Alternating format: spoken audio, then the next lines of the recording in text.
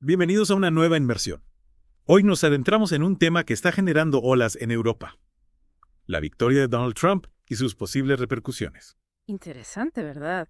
Vamos a analizarlo desde un debate en un programa de noticias en español, para que vean cómo se está percibiendo esto al otro lado del Atlántico. Suena intenso. ¿Por dónde empezamos? Lo que más destaca es el impacto en los líderes europeos. Imagínate, muchos de ellos estaban apostando por Kamala Harris. Claro, muchos veían en ella una continuidad de ciertas políticas. Exacto. Y ahora, con Trump, todo eso se tambalea. Y esto afecta a figuras importantes en Europa.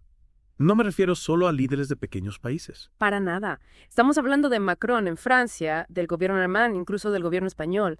Todos ellos mostraron su apoyo a Harris públicamente. ¿Y ahora?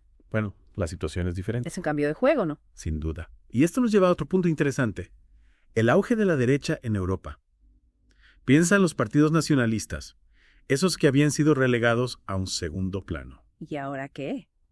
Tienen más poder. Exacto. Con Trump en la Casa Blanca, estos partidos se sienten más legitimados, más fuertes. Y esto podría llevar a un aumento de políticas nacionalistas en Europa. Es una posibilidad real. De hecho, en el debate que estamos analizando surge una pregunta. ¿Europa está perdiendo su propia identidad? Uy, esa es una pregunta profunda. Lo es. Incluso se cuestiona si Europa tiene verdadera soberanía o si depende demasiado de Estados Unidos. Es como si estuvieran en un coche sin conductor, ¿no? Esa es una buena analogía. Ajá. Y con la política de América primero de Trump, la incertidumbre es aún mayor. ¿Qué papel le queda a Europa en este nuevo escenario? ¿Y qué consecuencias puede tener esto para el ciudadano europeo de a pie? Bueno, podrían verse afectados en muchos ámbitos. La economía, la seguridad. Incluso se habla de que Europa podría tener que tomar decisiones difíciles en cuanto al gasto en defensa. Uf, no suena nada fácil. Y no olvidemos el conflicto en Ucrania. ¿Qué pasará con eso si Trump tiene otras prioridades? En el debate se sugiere que Trump podría centrarse en Oriente Medio, dejando a Europa a cargo de las consecuencias de la guerra en Ucrania. Un poco como lo que pasó en Afganistán, ¿no? Exacto. Y esto nos dice mucho sobre la dinámica cambiante entre Estados Unidos y Europa. Parece que Europa tiene que empezar a pensar por sí misma, a tomar las riendas de su propio destino. Esa es la cuestión. Y hay quien se pregunta si la era de Europa como potencia global ha llegado a su fin. En serio, tan drástico. Un comentarista del debate lo afirma sin rodeos. La era histórica de Europa ha terminado. Eso es una bomba. ¿Y en qué se basan para decir algo así? Bueno, señalan varios factores que sugieren que la influencia de Europa en el mundo está disminuyendo. ¿Cómo cuáles? Explícame. Por ejemplo, los desafíos demográficos. La población de Europa está envejeciendo y disminuyendo, lo que debilita su economía. Tiene sentido. Una población en declive no es una buena señal para una potencia mundial. Exacto. Además, Europa tiene poco control sobre recursos clave como la energía. Dependen de otros países, lo que los hace vulnerables. Claro, en un mundo donde la competencia por los recursos es cada vez mayor. Eso es un problema. Y por último está el tema de la innovación tecnológica. Europa se está quedando atrás en campos como la inteligencia artificial o la biotecnología, donde Estados Unidos y China llevan la delantera. Entonces, estamos hablando de una combinación de factores demográficos, económicos y tecnológicos que ponen en duda el futuro de Europa. Esa es la cuestión que se plantea. ¿Está Europa destinada a la irrelevancia o puede reinventarse? Esa es la pregunta del millón, y nuestros oyentes tendrán que reflexionar sobre ello. Una pregunta compleja sin duda. Y mientras seguimos explorando este panorama tan cambiante, hay algo que me intriga. ¿Cómo está reaccionando la gente en Europa a todo esto? Claro, más allá de los líderes y las políticas, ¿cómo se siente el ciudadano de a pie? El análisis no se adentra mucho en la opinión pública, pero imagino que debe haber mucha incertidumbre, mucha ansiedad. Claro, ante un cambio tan drástico es normal que la gente se pregunte: ¿qué significa esto para mí? Para mi futuro. Exactamente. Y es probable que veamos una amplia gama de reacciones, desde el miedo a lo desconocido hasta la ira por cómo se han manejado las cosas. Incluso puede haber quien vea esto como una oportunidad para un cambio positivo. Sin duda, es un momento de mucha introspección para Europa. Un momento para reflexionar sobre su identidad, sobre su lugar en el mundo. Casi como una crisis de identidad colectiva, ¿no? Esa es una buena forma de describirlo. Y esto nos lleva a otro punto interesante que se menciona en el análisis. Se habla de un sistema monopartidista en Europa. ¿Qué te parece? No había pensado en eso. Cuéntame más. La idea es que los partidos tradicionales, ya sean de centro derecha o de centro izquierda, en realidad representan más de lo mismo. No hay una verdadera alternativa para la gente. Entonces, da igual a quién votes. El resultado es el mismo. Esa es la percepción de muchos. Y esto genera frustración, desilusión con la política. Y ahí es donde entran los partidos de derecha y nacionalistas, ¿verdad? Ofreciendo algo diferente, un cambio radical. Exacto. Se presentan como los que están fuera del sistema, los que no tienen miedo de romper con el statu quo. Pero no todos los partidos nacionalistas son iguales, ¿verdad? Hay diferentes ideologías, diferentes objetivos. Por supuesto. Okay. No podemos generalizar. Y es importante recordar que el auge de la derecha no es un fenómeno homogéneo en Europa. Entonces, la victoria de Trump no significa automáticamente que Europa se va a volver ultranacionalista. No es tan simple. Hay muchos matices, muchas complejidades que debemos tener en cuenta. Y para eso son estas inmersiones, ¿no? Para ir más allá de las simplificaciones y entender la realidad en toda su profundidad. Precisamente. Y hablando de profundidad, uno de los comentaristas hizo una afirmación bastante drástica sobre el fin de Europa. ¿Recuerdas? Sí, dijo algo así como, Europa es historia. Exacto. Una frase contundente. ¿Qué crees que quería decir con eso? Yo creo que es una forma de llamar la atención, de sacudir a la gente para que despierte.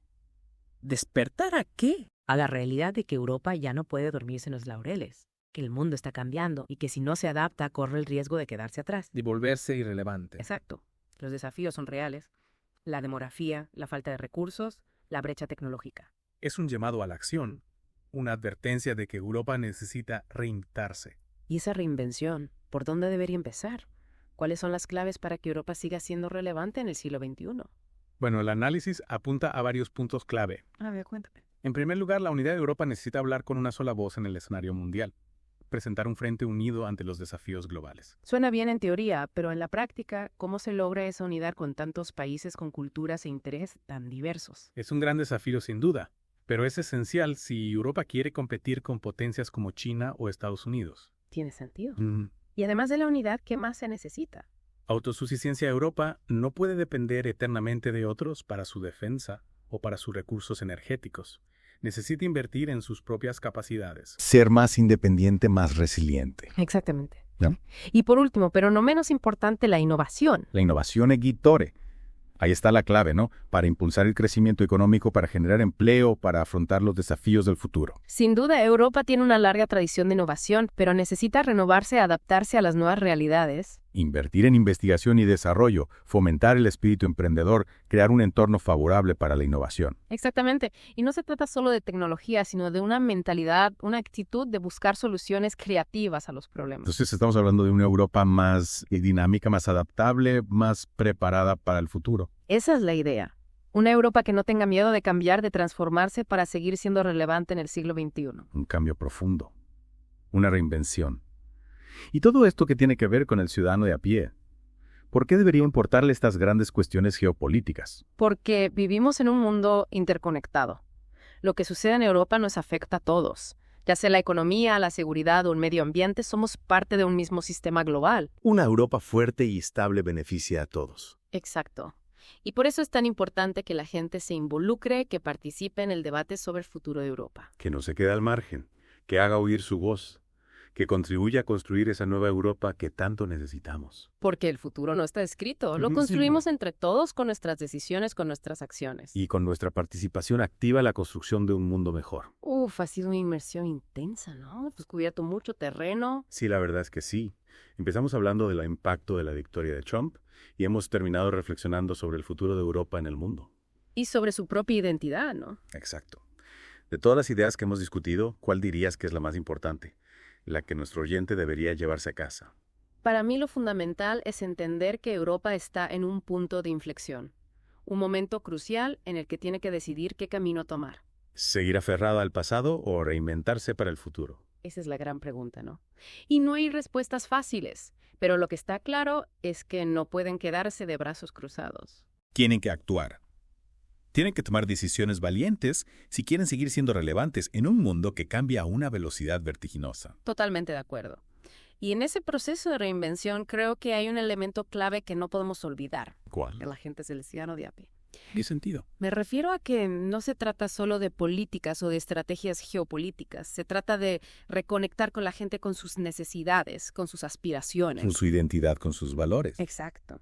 Europa necesita recuperar la confianza de sus ciudadanos, hacerles sentir que son parte de algo más grande, que sus voces son escuchadas. Que tienen un papel que jugar en la construcción del futuro. Exactamente. Y ahí es donde entra la importancia de la participación ciudadana, del debate público, de la creación de una sociedad más justa y equitativa. Una sociedad que esté a la altura de los desafíos del siglo XXI. Sin duda.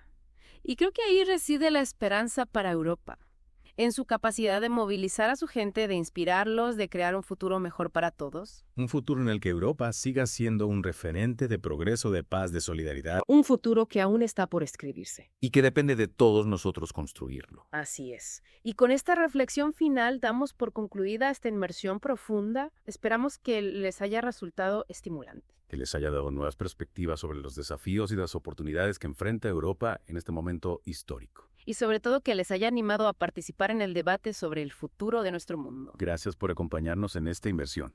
Hasta la próxima, Eleva.